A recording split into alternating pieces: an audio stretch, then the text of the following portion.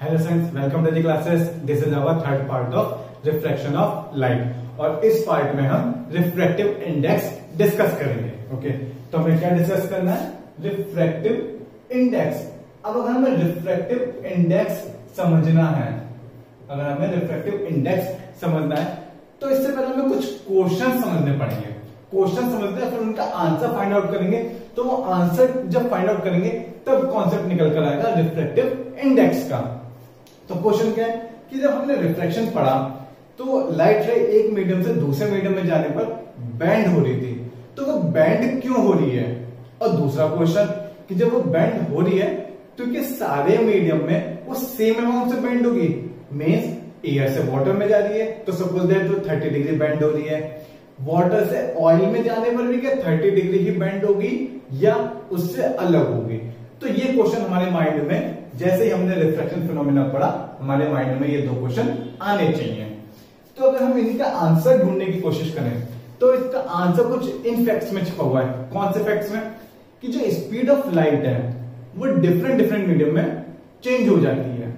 Means अगर हम बात करें वैक्यूम में तो वैक्यूम में तो होती है 3 × 10⁸ मीटर पर सेकेंड, बट वाटर में स्पीड चेंज हो जाएगी।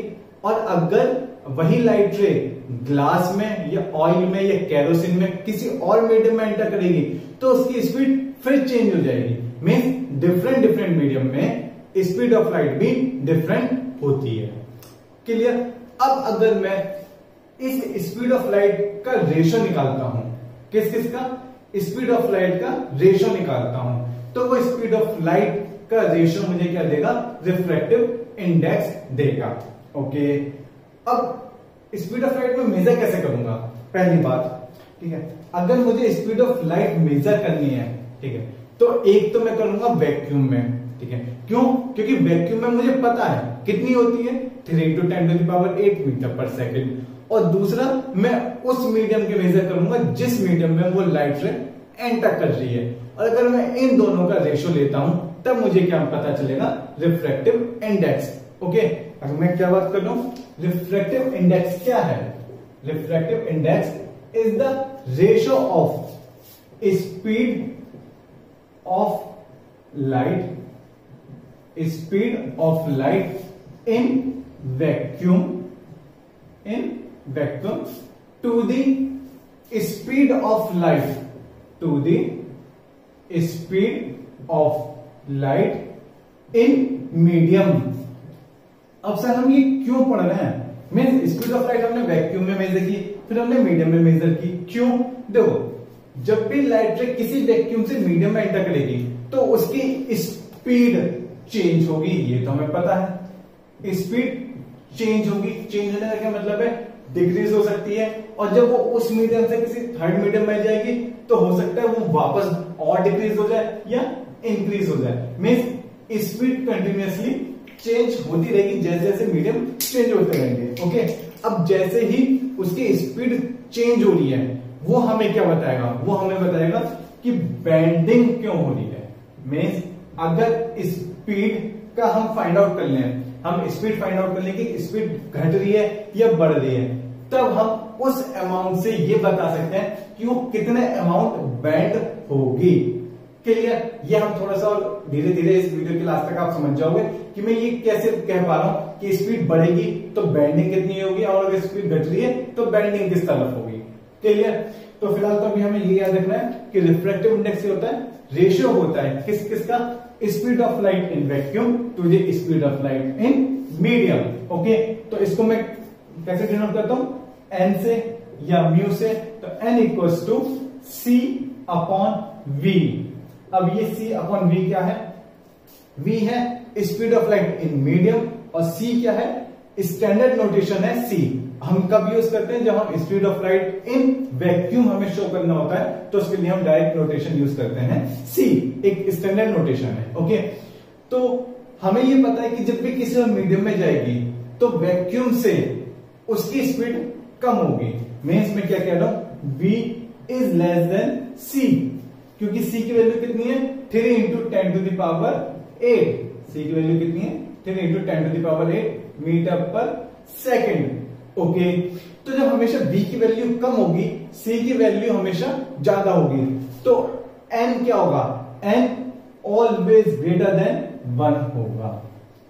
क्लियर, समझे इस बात को, मैं क्या कह रहा हूं, ऊपर वाली क्वांटिटी हमेशा बड़ी रहेगी, नीचे वाली क्वांटिटी कम रहेगी, तो ऊपर ज्यादा है नीचे कम है, तो जब इसे आप डिवाइड कर लोगे, इस c अपॉन b का रेशियो निकालोगे, तो वो हमेशा 1 से ग्रेटर आएगा। ओके, तो n की वैल्यू एयर के लिए हम कितनी लेते हैं, 1, बट एक्यूरेट वैल्यू कितनी होती है, 1.0003, बट राउंड ऑफ हम n = 1 ले लेते हैं। ओके, तो ये तो रिफ्रैक्टिव इंडेक्स का फार्मूला था आपके स्पीड के टर्म्स में। अब अगर मुझे सेकंड फार्मूला फाइंड आउट करना है, किसके टर्म्स में, वेवलेंथ के टर्म्स में, तो वो कैसे करेंगे, अब वो देखते हैं। Okay,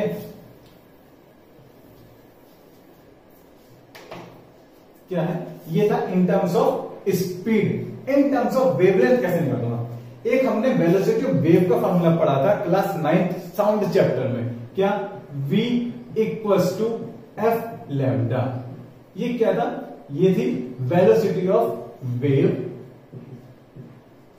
velocity of wave, f क्या थी, फ्रीक्वेंसी, f क्या है, frequency, and lambda is wavelength, wavelength of wave, means जो वेव आगे बढ़ रही है उसकी फ्रीक्वेंसी और उसकी वेवलेंथ।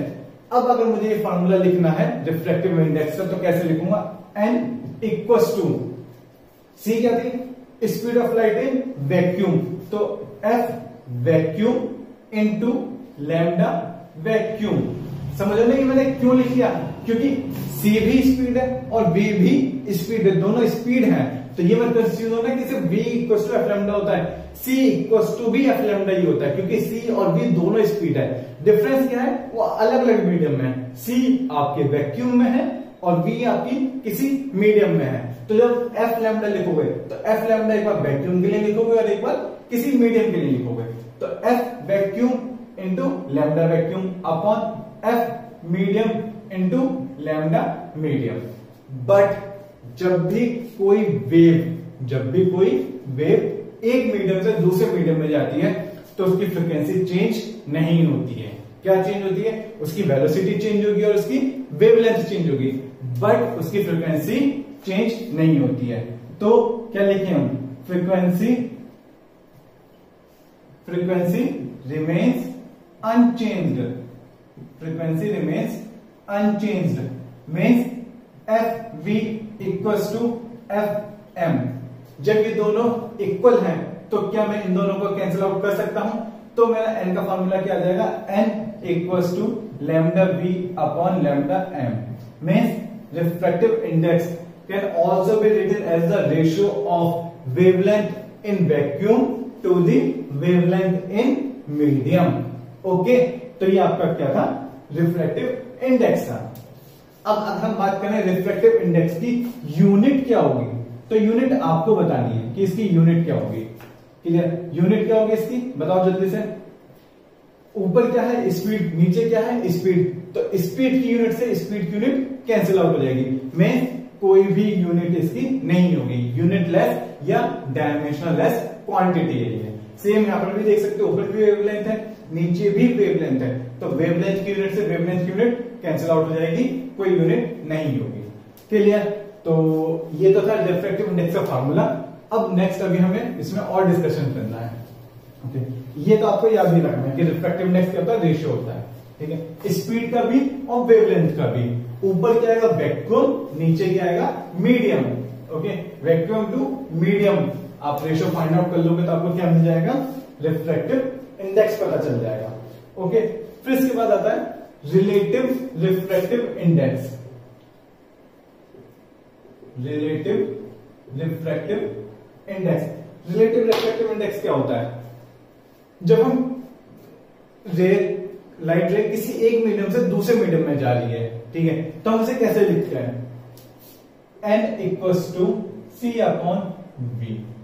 ओके, ये तो हम लिखते हैं। अब अगर मैं इसे लिखता हूं 1n2 या n2 1, दो मेथड है, दोनों का सेम सिग्निफिकेंस है, क्या, refractive index of second medium with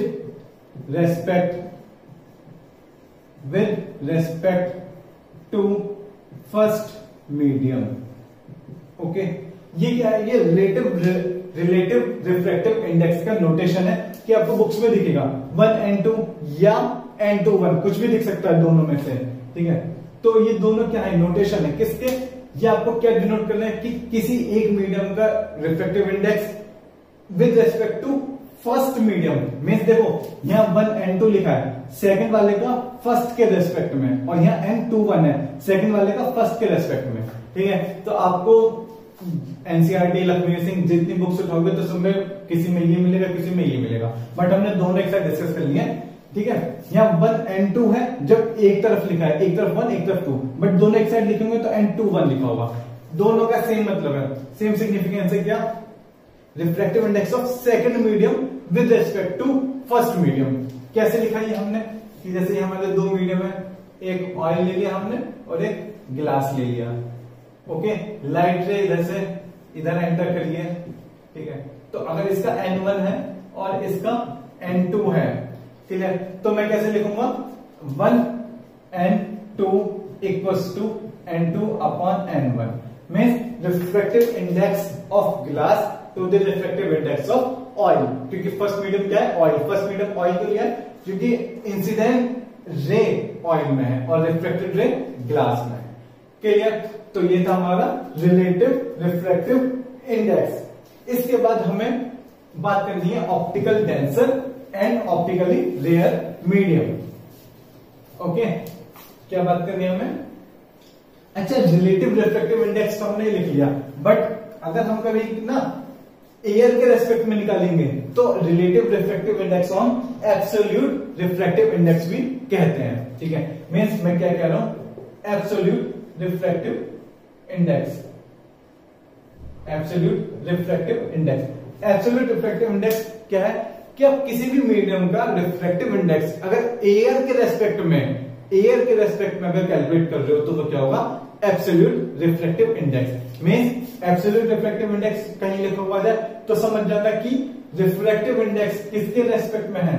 with respect to air. और एयर का रिफ्रैक्टिव इंडेक्स कितना होता है? एयर का रिफ्रैक्टिव इंडेक्स कितना होता है? 1 with respect to air. Clear? तो ये था हमारा रिफ्रैक्टिव इंडेक्स। ओके, अब थोड़ा और आगे बढ़ता है। हम क्या बात करने वाले हैं? Optically denser and optically rare medium.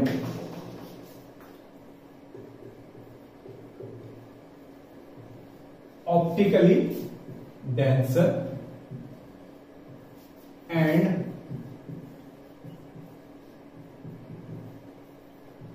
Optically rare medium. Okay, optically denser and optically rare medium का क्या मतलब है? जिसका रिफ्रैक्टिव इंडेक्स ज्यादा, जिसका रिफ्रैक्टिव इंडेक्स ज्यादा वो ऑप्टिकली डेंसर, और जिसका रिफ्रैक्टिव इंडेक्स कम उसे हम क्या बोलेंगे? Optically rare medium. Okay, means denser medium कौन सा है? एक बात यहां पर ध्यान रखनी है कि हम ऑप्टिकली डेंसर मीडियम की बात कर रहे हैं, सिर्फ डेंसर मीडियम की बात नहीं कर रहे। ठीक है, डेंसिटी की बात नहीं कर रहे हैं। डेंसिटी क्या होती है? डेंसिटी का क्या थी? मास डेंसिटी, उसकी बात नहीं कर रहे हैं। Optically denser and optically rare medium की बात कर रहे हैं। तो ये किस बेस पर हम बताएंगे? जिसका रिफ्रैक्टिव इंडेक्स ज्यादा होगा वो ऑप्टिकली डेंसर मीडियम होगा, और जिसका रिफ्रैक्टिव इंडेक्स कम होगा वो ऑप्टिकली रेयर मीडियम होगा। ठीक है, और दूसरी बात, जो ये रिफ्रैक्टिव इंडेक्स के बेसिस पर हम डेंसर रेयर मीडियम बता रहे हैं, तो ये कंपैरेटिव क्वांटिटी है। आप ये नहीं कह सकते कि किसी के लिए म्यू की वैल्यू 1.5 है तो वो डेंसर है या रेयर है। आप उसको किसी दूसरे से कंपेयर करके बता सकते हो। ठीक है, क्या वाटर और ग्लास को कंपेयर कर रहे हो तो बता सकते हो कि वाटर का 1.33 है और ग्लास का 1.5 है, तो वाटर ऑप्टिकली क्या हो गया? रेयर मीडियम हो गया। देखो क्या कह रहा हूं मैं कि वाटर का 1.33, ठीक है, और ग्लास के लिए 1.5। ये वैसे वैल्यू लिख रहा हूं, जरूरी नहीं कि एक्यूरेट हो। ठीक है, हम तो अपनी तरफ से एज्यूम करके लिख रहे हैं। ठीक है, और एक मैंने ले लिया एयर को तो मुझे पता है ये 1। ठीक है, अब अगर मैं वाटर और गिलास का कंपेयर करूं ठीक है। तो वाटर और ग्लास में डेंसर कौन सा है? ग्लास, और एयर कौन सा है? वाटर। बट अगर मैं वाटर और एयर में कंपेयर करूं तो जो वाटर और ग्लास में ये रेयर था, वाटर और एयर में वाटर क्या हो जाएगा? डेंसर हो जाएगा। ठीक है, मीन्स रेयर और डेंसर आप किसी एक क्वांटिटी को देखकर नहीं बताओगे जब तक उसका किसी से कंपेयर नहीं कर लेते। क्लियर? ये वही बात हो गई कि अगर मैं कहता हूं कि किसी स्टूडेंट की हाइट बहुत ज्यादा है तो मैं ऐसे नहीं बता सकता जब तक किसी और स्टूडेंट से मैं कंपेयर न कर लूं। हो सकता है कि उससे भी लंबा कोई हो तो मैं कहूंगा कि भाई इसकी हाइट कम है, बट मैं ये नहीं कह सकती उसकी हाइट कम है, ये ज्यादा है। क्यों? क्योंकि उसके कंपैरिजन जब तक मैं किसी और से नहीं कर सकता तब तक मैं किसी की भी हाइट कम या ज्यादा नहीं बोल सकता। एक्यूरेट वैल्यू बोल सकता हूं, बस ये नहीं बोल सकते कि वो ज्यादा है या कम है। सेम यहां पर मैं ये नहीं कह सकता कि कौन सा डेंसर है कौन सा रेयर है जब तक मैं उसका कंपैरिजन किसी दूसरे रिफ्रैक्टिव इंडेक्स से नहीं कर लेता। जैसे 1.5 और 1 की बात करोगे तो ग्लास आपका ऑप्टिकली डेंसर है, एयर आपका ऑप्टिकली रेयर है। बट जैसे वाटर और एयर की बात करोगे तो एयर अब भी रेयर है बट वाटर यहां पर डेंसर हो गया। ग्लास को मैंने हटा दिया, वाटर और एयर की बात कर रहे हैं तो water denser, air rarer medium. ठीक है, तो ये बात हुई। अब सर बेंडिंग वाली बात तो आई नहीं कि बेंडिंग कैसे हो रही है। ठीक है, अब बात करते हैं बेंडिंग की। ठीक है, कि स्पीड ऑफ लाइट बेंड किधर से किधर होगी। क्या कह रहा हूं मैं? आपके पास दो केस हो सकते हैं। जो लाइट रे है वो रेयर से डेंसर में जा रही है। ठीक है, और दूसरा केस क्या हो सकता है कि आपकी लाइट रे डेंसर से रेयर मीडियम में जा रही है। ठीक है, ये दो केस हो सकते हैं ना। ये दो केस हो सकते हैं कि लाइट रे या तो रेयर से डेंसर में या फिर डेंसर से रेयर में जा रही होगी। अब हम इसके लिए नॉर्मल और ड्रॉ कर लेते हैं। क्या? नॉर्मल। ये इसका नॉर्मल हमने थोड़ा हल्का सा दिखा दिया। क्लियर? अब हम जब दिखा दे तो अब लाइट रे जब रेयर से डेंसर में जाएगी ये, और डेंसर से रेयर में जाएगी, तो जब रेयर से डेंसर में जाएगी तो इसकी स्पीड कम हो जाएगी। क्या कह रहा हूं मैं? इससे जब डेंसर में जाएगी तो स्पीड ऑफ लाइट डिक्रीज हो जाएगी, कम हो जाएगी, और ये नॉर्मल की तरफ शिफ्ट होगी। ठीक है, क्या कह रहा हूं? इसका एक्चुअल पाथ कौन सा था? एक्चुअल पाथ ये वाला था, ये आ रही थी ये। ठीक है, बट ये नॉर्मल की तरफ शिफ्ट हो गई, ये इधर से इधर की तरफ शिफ्ट हो गई। क्लियर? और इसकी स्पीड, किसकी स्पीड? लाइट की स्पीड रिड्यूस हो गई, कम हो गई। बट जब ये रेयर से डेंसर से रेयर की तरफ जाएगी तो इसकी स्पीड बढ़ जाएगी और ये नॉर्मल से दूर शिफ्ट होगी। मीन्स एक्चुअल पाथ इसका ये था और ये इधर की तरफ शिफ्ट हुई है। दोनों में डिफरेंस समझना। इसमें इधर शिफ्ट हुई है, किस तरफ? नॉर्मल की तरफ शिफ्ट हुई है, और इसमें नॉर्मल से दूर, away from the normal shift हुई है। इसमें टूवर्ड्स द नॉर्मल, ये इसका नॉर्मल था ये वाला। ठीक है, ये नॉर्मल है। ठीक है, तो रेयर से जब डेंसर में जाएगी तो स्पीड रिड्यूस होगी और नॉर्मल की तरफ शिफ्ट होगी। ठीक है, और जब डेंसर से रेयर की तरफ जाएगी तो स्पीड बढ़ेगी और नॉर्मल से दूर शिफ्ट होगी। और सर कितने शिफ्ट होगी ये किससे कैलकुलेट करेंगे? Snell's law.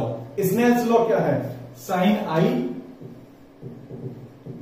Upon sine r equals to refractive index of second with respect to first. Okay, ये तो लिखा था हमने 1 and 2, refractive index of second medium with respect to 1, और 1 क्या माना था हमने? एयर माना था। ठीक है, या इसे n2 अपॉन n1 भी लिख सकते हो, जो आपका मन करे वो लिख सकते हो आप, n2 अपॉन n1। ओके, तो आपको इंसिडेंट एंगल पता होगा, रिफ्रैक्टिव इंडेक्स पता होगा, और आप रिफ्लेक्टेड रे की बेंडिंग निकालोगे किस एंगल से वो बेंड होगा। तो आई होप कि आपके डाउट्स क्लियर हो गए। क्या डाउट थे कि जब एक मीडियम से दूसरे मीडियम में जाएगी तो बेंड क्यों होगी? बेंड क्यों होगी? क्योंकि उसकी स्पीड चेंज हो रही है। ठीक है, कितना बेंड होगी वो हम स्नेल्स लॉ से निकाल लेंगे। कैसे? क्योंकि हमें रिफ्रैक्टिव इंडेक्स पता होंगे मीडियम्स के, इंसिडेंट एंगल हमें पता होगा कि नॉर्मल के साथ कितना एंगल बना रही है, तो हमें रिफ्लेक्टेड एंगल हमें पता चल जाएगा। तो ये था हमारा रिफ्रैक्टिव इंडेक्स की वीडियो। इसमें हमने रिफ्रैक्टिव इंडेक्स को अच्छे से डिस्कस करने की कोशिश की है। ठीक है, इसके बाद हम नेक्स्ट पार्ट में इसको कंटिन्यू करेंगे। Okay, thank you.